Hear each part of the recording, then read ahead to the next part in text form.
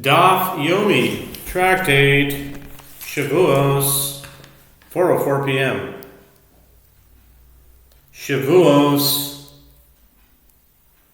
Daf 7a, Zayin Amud Aleph, top of the page, with the words Ole ve'ored nesi. Midei dehavi eshmiz kol hagevitas v'sayin. One can bring a sliding scale offering for the unwitting violation of a transgression, whose intentional violation is not punishable by karet, just as is the case of a violation for hearing the voice, Leviticus 5:1, which is where a litigant asks a witness to testify about an event, and he takes a false oath that he did not witness the event, and for taking a false oath with the utterance of the lips, Leviticus 5:4. In both of these cases, an intentional violation is not punishable by karet, and nevertheless one is liable to bring a sliding scale offering for an unwitting violation.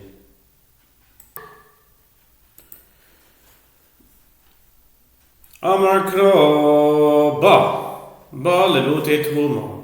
The Gemara answers, it cannot be referring to one who partakes of truma while ritually impure, as the verse concerning a sliding scale offering states, or if he will touch impurity of a man in any manner of his impurity through which he can become impure. Leviticus 5:3. The verse states through which to exclude an impure person who partakes of truma from liability to bring a sliding scale offering. Ema ba limeute mikdash tilo sagile b'kavanai l'v'yored ademai sikol kavod. The Gemara asks, but say the verse states through which to exclude one who defiles the temple, and teaches that due to the severity of that transgression, it is not sufficient for him to achieve atonement with a sliding scale offering. Rather, he will not achieve atonement until he brings a fixed sin offering. Accordingly, no proof can be drawn from here.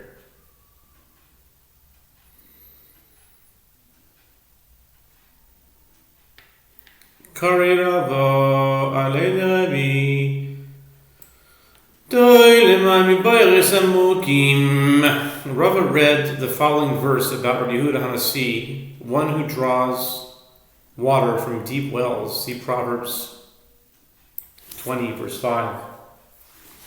This verse describes Rabbi Yehuda Hanasi because by delving deeply into the Bible, he found a source that a sliding scale offering atones for the unwitting defiling of sacrificial foods by partaking of them while ritually impure. Detanyo, we have learned in the Brayso, Rabbi Omer, Ekra ani chaya, behema lamanema, ne'emar kan behema tme'a, ve'ne'emar lehalan behema tme'a, ma'alalan tumas koidish. Afkan tumas koidish. This is, as is taught in Braita concerning the verse, or if a person will have touched an impure object, whether the carcass of an impure animal, chaya, or the carcass of an impure domesticated animal, behema, Leviticus 5:2. Rabbi Yehuda Hanasi says, since a domesticated animal is also referred to a chaya, it would be sufficient if I would read only the verse's clause about a chaya. Why then is an explicit clause about a behema stated? It is in order to derive a verbal analogy. It is stated in the verse here, an impure domesticated animal, and it is stated in the verse below with regard to one who intentionally defiles an offering by partaking of it while he is impure. An impure domesticated animal, Leviticus 7:21. Just as below, the reference is to the defiling of sacrificial foods, so too here the reference is to the defiling of sacrificial food. Ashkachan tumas kodesh, tumas mikdash minolon. Aval kol, b'chol kodesh lo yisiga, v'el mikdash lo yisovui. Itakash mikdash lekodesh. The Gemara continues, we found a source for the halacha that the sliding scale offering atones for the defiling of sacrificial foods. From where do we derive that it also atones for the defiling of the temple by entering it while ritually impure? The verse states with regard to a woman after childbirth who is impure due to having given birth, she may not touch any sacred item, and she may not enter the temple. Leviticus 12:4. The verse juxtaposes the temple, the sacred items, to teach that the halachot that apply to one apply to the other. Accordingly, the sliding scale offering atones for both. Ihachi tumanami demamao chol kodesh leisiga lerabois esaterumao. The Gemara asks if so, that the liability to bring a sliding scale offering is derived from this verse, then one should also be liable to bring the offering if he partakes of truma while impure, as the Master said that the general term sacred item in the verse, she may not touch any sacred item, serves to include truma in the prohibition. Accordingly, it should also be included in the obligation to bring a sliding scale offering. The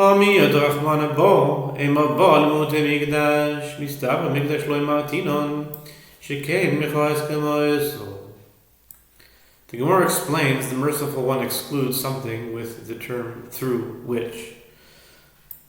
Leviticus 5:3. Should we say that the term through which serves to exclude the defiling of the temple? No. It is reasonable that we should not exclude the defiling of the temple, as its intentional violation is punishable by karet, just as one who defiles sacrificial foods by partaking of them while he is impure. Rather, the term must serve to exclude one who partakes of truma while impure. Aderabe, on the contrary, truma lo matinan shekenachinus k'moisa. The Gemara counters by saying, on the contrary, we should not exclude one who partakes of truma while impure, as it is a violation done through eating, similar to one who eats sacrificial food while impure. Therefore, there is still no proof that one is liable to bring a sliding scale offering for defiling the temple.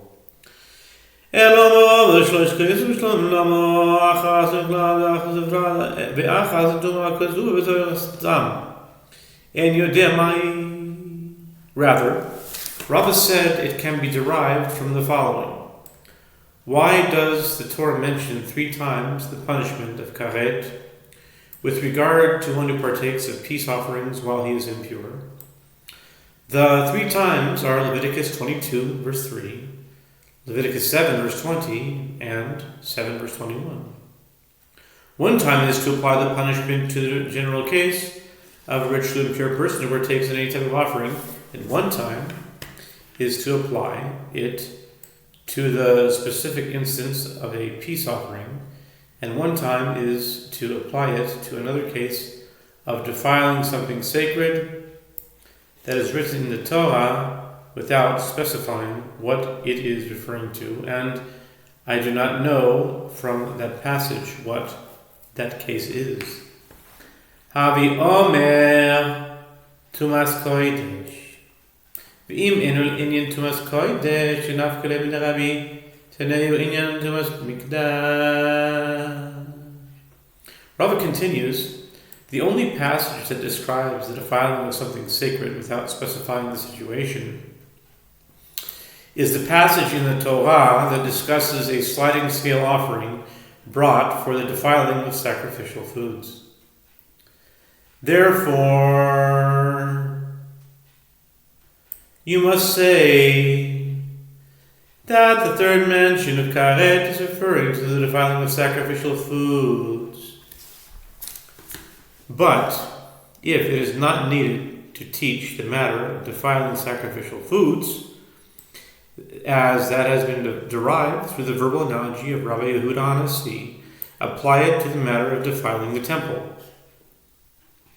Accordingly, one who intentionally defiles the temple by entering it while impure is liable to receive karet, and it is reasonable that he should be liable to bring a sliding scale offering for doing so unwittingly. The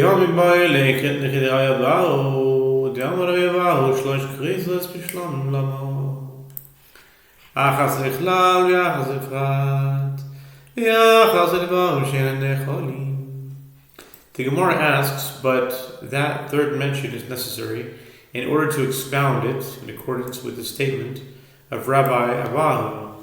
As Rabbi Abahu says, why does the Torah mention 3 times the punishment of karet with regard to one who partakes of peace offerings while he is ritually impure? One time is to apply the punishment to the general case of an impure person who partakes of any type of offering, and one time is to apply it to the specific instance of a peace offering, and one time is to apply it to an impure person who eats items that are not generally eaten, such as frankincense.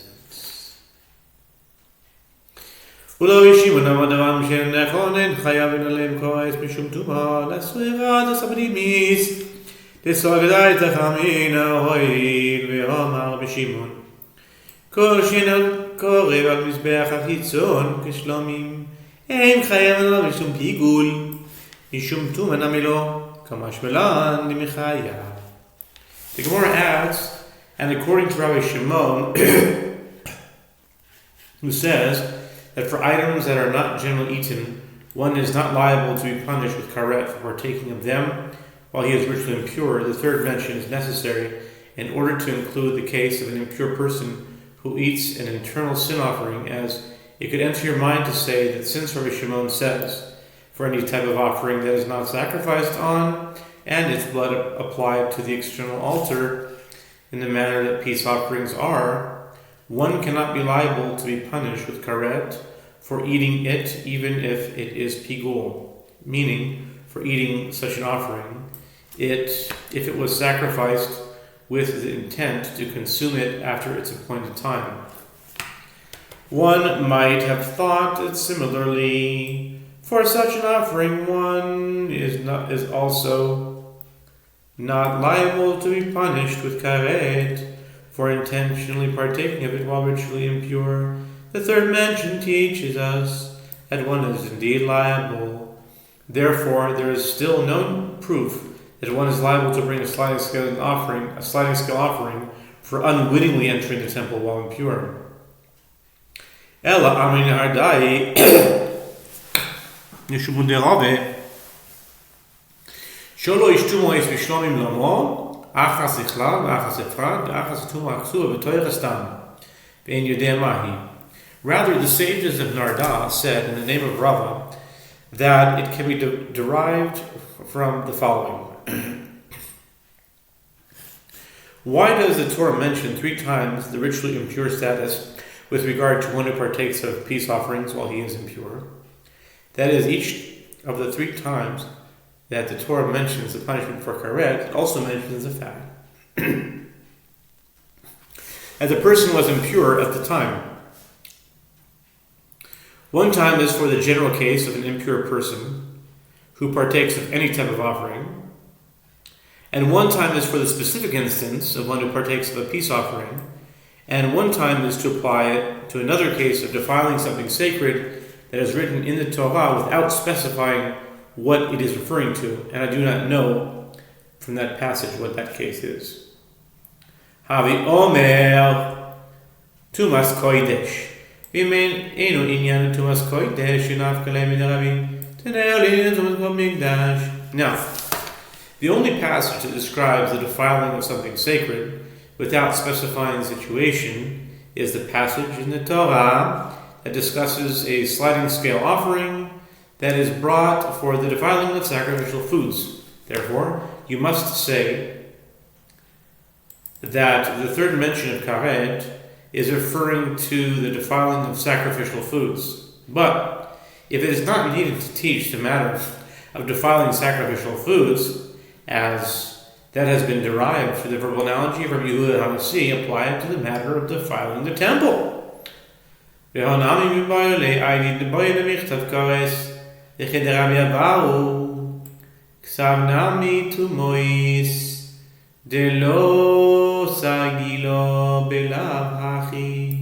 Gemara asks, but that third mention is also necessary, because since it is necessary for the Torah to write the correct punishment 3 times in order to expound it in accordance with the statement of Rabbi Abahu,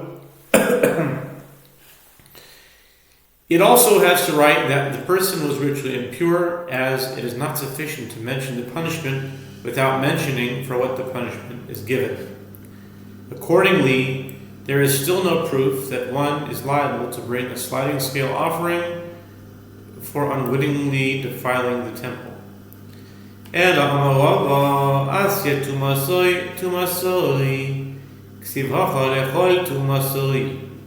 Rather, Rava said it is derived from a verbal analogy between the terms his impurity and his impurity as follows.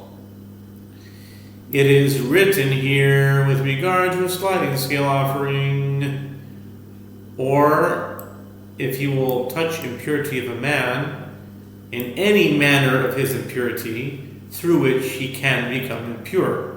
Leviticus 5:3.